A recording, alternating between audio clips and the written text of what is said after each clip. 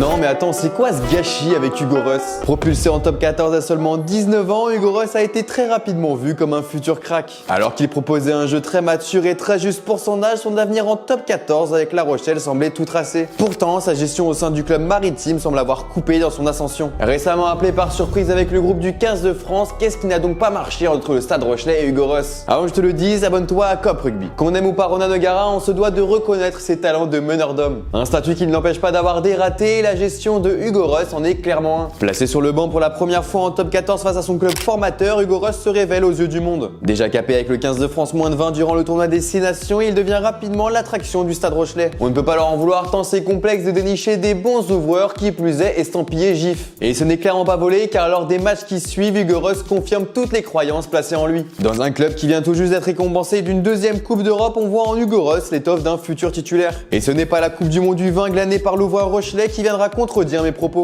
À son retour de la compétition, alors qu'il s'attend à jouir de plus de temps de jeu que la saison passée, il se voit relégué assez loin dans la hiérarchie. Pendant qu'il voit ses potes U20 s'étoffer en match, il se satisfait de bout de match. Tu pourrais me dire que c'est déjà pas mal pour un jeune de 20 ans, mais ce n'est clairement pas à l'image de ses rentrées. À 2 reprises, il se monte de marbre face au Perche et offre un succès important à son équipe. Malgré tout, ce ne sont que 9 matchs qui sont confiés à l'originaire de Périgueux, un chiffre maigre comparé à la concurrence présente au club. Et la saison qui suit, c'est clairement celle de trop. Il est titularisé seulement à 2 reprises. Ouais, 2 reprises, c'est vraiment ridicule. On parle quand même d'un joueur qui a connu son premier match il y a 2 ans et qui continue de cirer le banc. Et ce n'est même pas à cause de son niveau, mais à cause d'un management très intéressant. Je n'ai vraiment pas envie de tirer sur le staff de La Rochelle qui a fait du très bon boulot durant plusieurs années, mais on peut s'interroger sur la gestion du jeune ouvreur. C'est presque inconcevable de reléguer une telle pépite à finir les matchs. Qu'il soit hiérarchiquement derrière Astoy, c'est logique, mais qu'il se retrouve au combat contre West, ça l'est beaucoup moins. Même si je ne remets pas en cause les qualités de Yaya West qui fait toujours le taf, ne serait-ce pas une bonne idée de prioriser l'avenir? Et je pense que son récent transfert à Montpellier est une preuve que le temps de jeu qu'on lui confiait était trop faible. Sous la houlette de Stuart Hogg, Hugo Ross peut enfin s'épanouir dans un club qui lui laisse du temps. C'est simple, en 3 matchs avec le MHR, il a joué plus de minutes qu'avec La Rochelle depuis le début de la saison. Et c'est encore grâce à son sang-froid que les Montpelliérains ont pu accrocher une victoire importante ce week-end. Autant te dire que cette saison est déjà cruciale pour Hugo Ross qui doit s'imposer avec son nouveau club. Mais alors, penses-tu que Hugo Ross a été jugé à sa juste valeur? Dis-le moi dans les commentaires et si tu as kiffé, n'hésite pas à t'abonner à Cop Rugby.